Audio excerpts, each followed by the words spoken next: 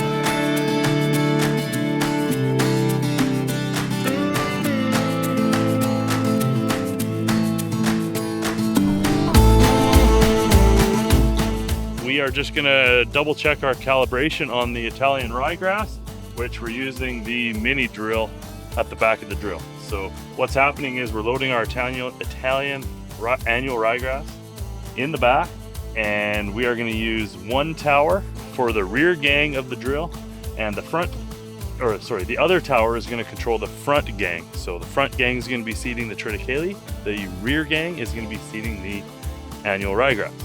This is a friend of ours. You guys have met Ben in other videos before. He's over here harrowing right now. We've blown on fertilizer this morning onto the field. Ben is incorporating it and harrowing down the stubble here with the fent and the heavy harrows. And we're gonna come in and drill it.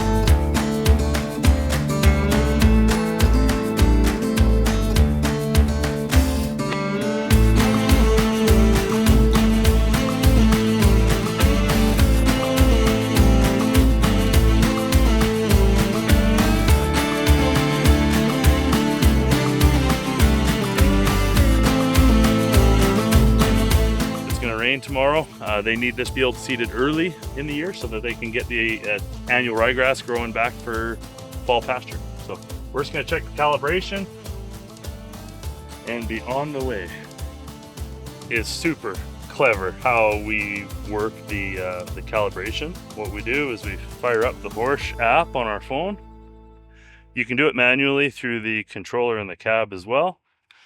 We are going to hit calibration. It's already linked to my phone. When I say it is, the drill is linked to my phone. And now we are gonna tell it that we are using metering device 3 because there's 2 meters on the main tank, which are completely full of triticale right now. And the third metering system on the drill is the mini drill. So we are gonna tell it in metering device 3. We are gonna now put in our parameters, which are already there. We're putting the ryegrass in at 8 pounds per acre. I'm going to prime the metering roll.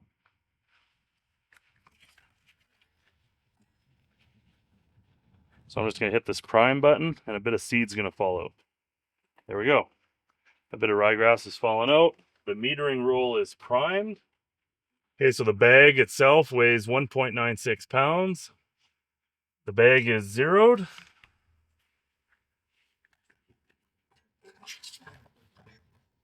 We're on our third metering device, which is 8 pounds. Our target is 8 pounds per acre. We are going to tell it the calibration bag is connected. And now we're going to start our calibration. So as you can see, it's going to fill the bag with the ryegrass seed. And you can see here on the app that it's showing us that seed is flowing. We're currently at 14, 15, 16 rotations of the metering roll. Run time's 20 seconds and counting, and it gives us a theoretical weight. What we're gonna do is, I usually let it go 30 seconds or a minute, and once I hit stop, it's gonna give us a theoretical weight. It's gonna tell us how much weight it thinks it put into the metering catch bag. So as an example, the theoretical weight that it thinks it put in the bag is 1.041 pounds. Let's see how accurate it actually is. Yeah. 1.08. So the difference between 1.041 and 0.108 is how accurate it was on its first calibration. However, what we do here is say the actual weight that it put out is 1.08. Oops, one extra zero. 1.08, and we hit the check mark. It's going to give us the calibration factor that has the volume taken into consideration, and we hit apply. Value successfully transferred. The drill's calibrated. Hit exit. We're good to hit the field.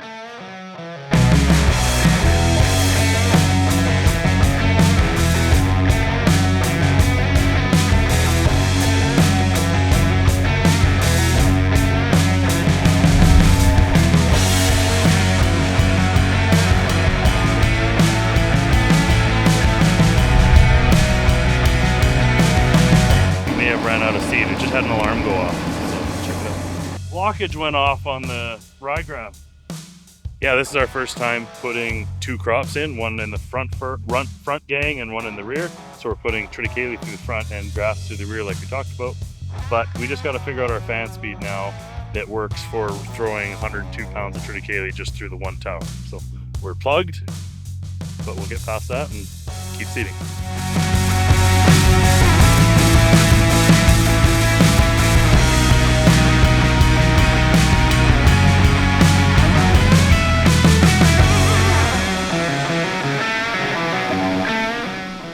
So we're just verifying. Like I say, we know that there's a blockage on number 13, which is right there. So we're just verifying where the drill came out of the ground. The residual seed, when it lifts out of the ground, is going to get blown on the ground. So we're just verifying that it was number 13, and we will look into what the problem is.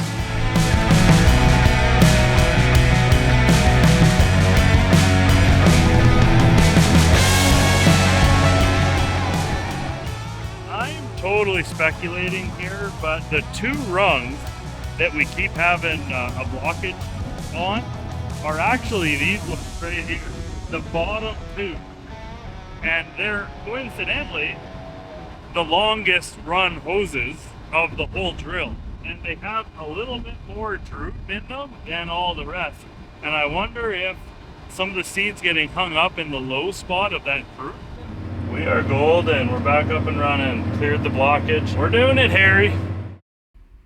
A good 1.25 inches to 1.5 inches. Look. Okay, that's too deep. I think so. I wouldn't be much deeper than that. Okay. 1.25 inches or 1 inch. It's funny how we're decreasing the depth setting on a no-till ground versus that was the correct. I was at 1.25 inches on oats in the field that we came from in plowed ground. And that was soft, soft, soft. It's funny that the setting changed the opposite way than I would have thought into no-till.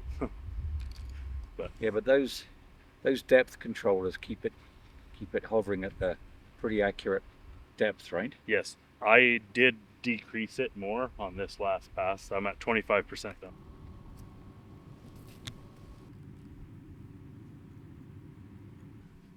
Not sure if you can see that. Yep. Justin, but that's about 1/2 inch, right?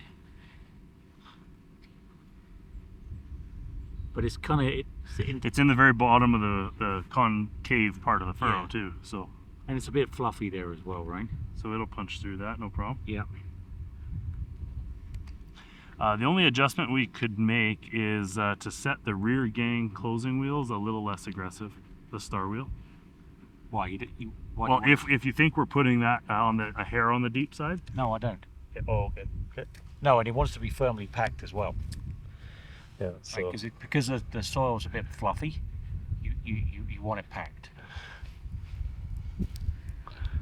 So to the bottom, up here we'd probably be 3/4 to 1 inch, but to the bottom of the furrow where the line is, we're definitely not any more than 1/2, but we're probably 3/8. Yeah, these things are not great. They're not the most precise measuring tool. They just give you a rough idea. Yeah. Well, it's going to rain tomorrow, so that's going to pack in. Yeah. So I mean, the seed's there, it's nice, right? And it's in a good moisture.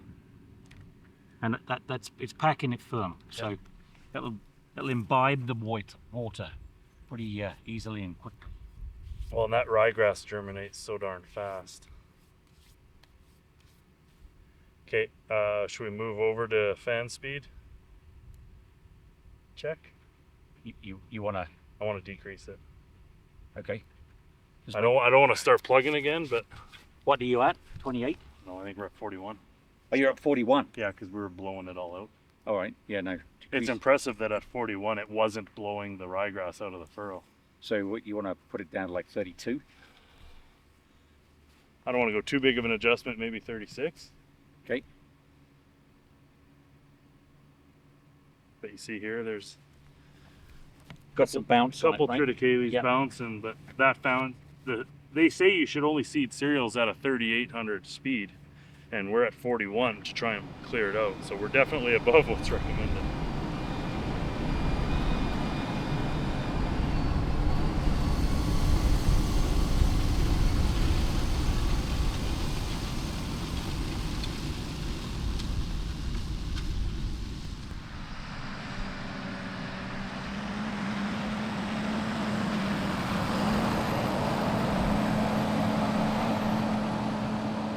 One there. Yeah, it's like every 5 to 10 feet there's one on that rank.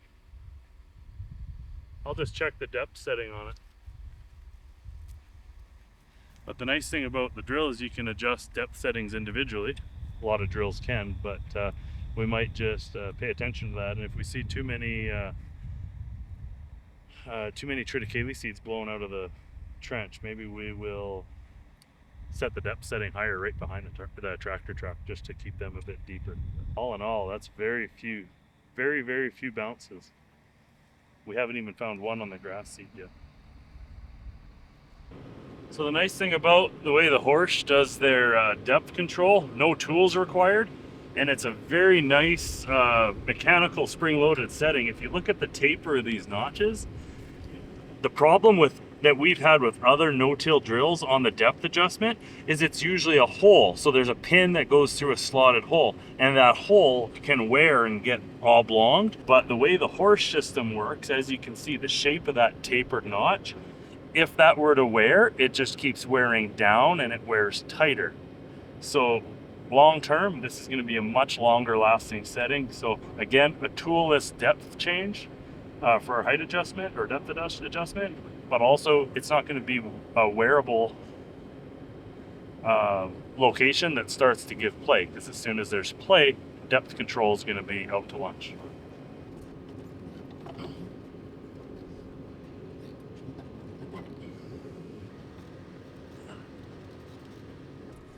Crap, is that hard on the knees? Whew. Kneeling on that expanded metal. Farming ain't easy.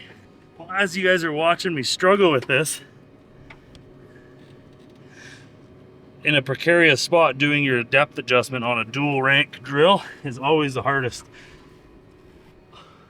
on the center sections. However, the Horschavatar, the North American version, is a rear toolbar. We would have bought it, but it was a 10-inch spacing. However, could you imagine how easy it would be to do all this access-wise with a rear toolbar?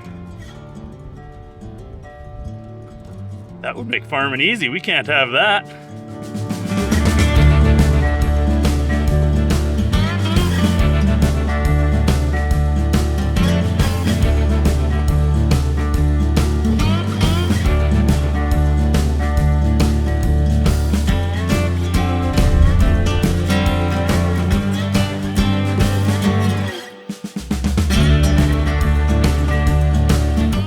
Headlands are never a good place to judge the job that the drill's doing because it's variable conditions. Obviously grass encroaching into the field too, so a little bit different condition from one side of the toolbar to the other. We're still getting a couple bounces, so I might throw the fan speed back another couple hundred RPM, but she's doing a really nice job so far. I'm excited. I want to hear Andrew's opinion on this new drill. Andrew is our agronomist. And this is his first time seeing the drill in person. He knew what we were buying, but he's never seen one. So with it being the first Horschavatar 8-meter in Canada. Well, not many people have seen him, and I'm curious to know what he thinks of it so far. We should put him on the spot. Everybody, this is Andrew Clements, our agronomist from Premium Ag. We've been using you now for a couple of years. A little bit of a plug here, but you got to give credit where credit's due. You do a great job for us, so thank you, Andrew. Thanks for coming to take a look at this field here today, and I hope this plug maybe doesn't give you too much business, because then you wouldn't be available to continue to help us. So that's how it is with most contractors. You find a good one, and well, they're busy. There you are. Yep. And so yeah, it's pretty busy time of the season. Lots of seeders going, and we've got our own research plots that we're busy seeding as well. So I wouldn't mind coming out to see that this year. Yep. Andrew's their Premium Ag has purchased a plot drill now. Yep. We have a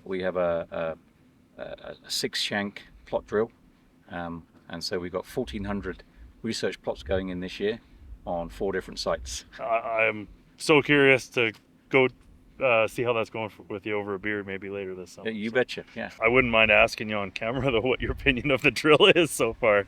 Obviously no one's seen one before, so. I think it's very European in its nature. So are you. Indeed.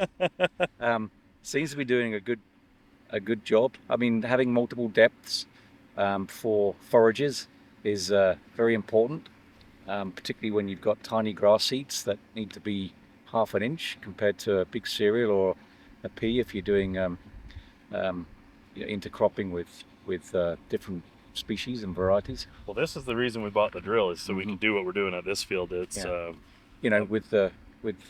with all the new regen fad, I don't know if it's a fad or it's just a way forward, but I mean, we're going to have lots more requirements for intercropping, and you can't seed a pea at 1/2 inch when you're seeding grass seed at that. So that's right. Well, this is interesting because this is for Ben and Brent, some close friends of mine, and they're a cow-calf cattle operation, so they need to not only put up the silage or the green feed or the hay.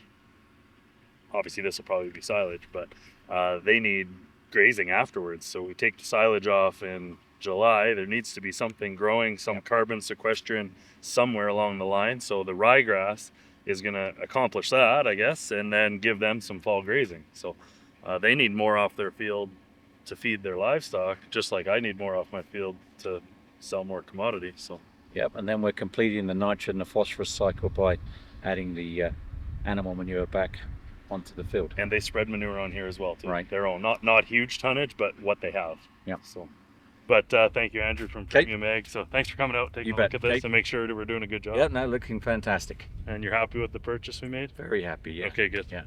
Because if you didn't, we can't fix it. Or if you weren't happy, we can't fix it. So, okay, thanks, Andrew. Great. Okay. Thanks, guys.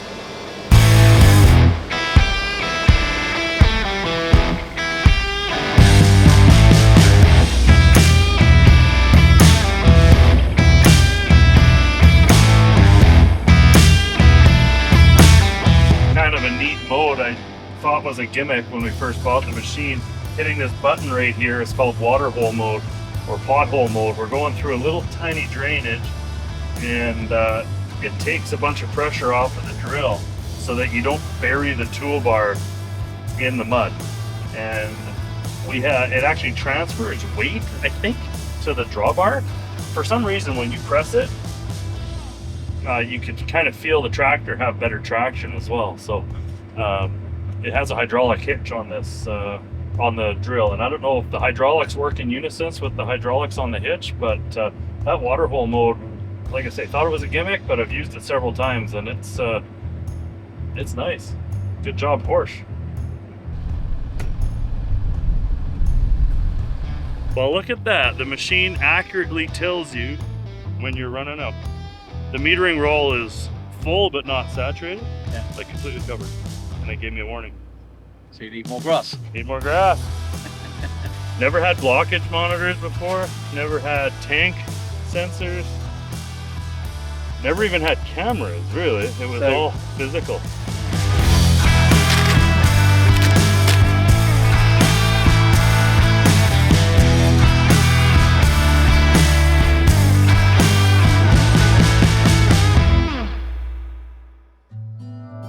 we just refilled our ryegrass in the mini drill, and the neat thing about this is, yes, it has metering sensors to let you know when you're running out, but it also has a tracking system, so you can enter the amount of weight you've put in, and it just verifies with all the other metering systems that you're putting down the right rate. So we just put in 4 bags, and that's 220 pounds.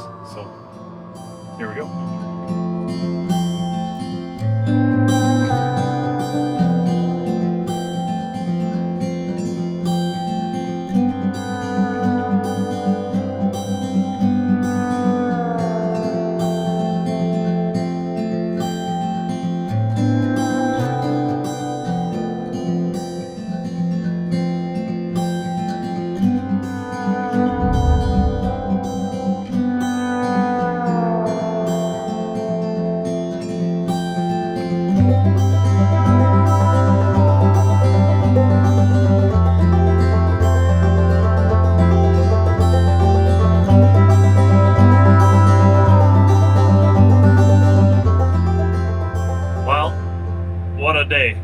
Thanks for watching, guys. We are still going strong. However, I'm on the verge of falling asleep and I got no more beverages with caffeine, so I got to figure that out.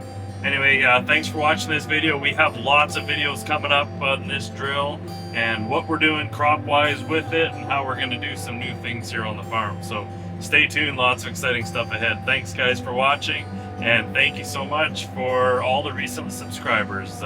We've had a recent influx, and thank you very much for watching and following along. Bye for now.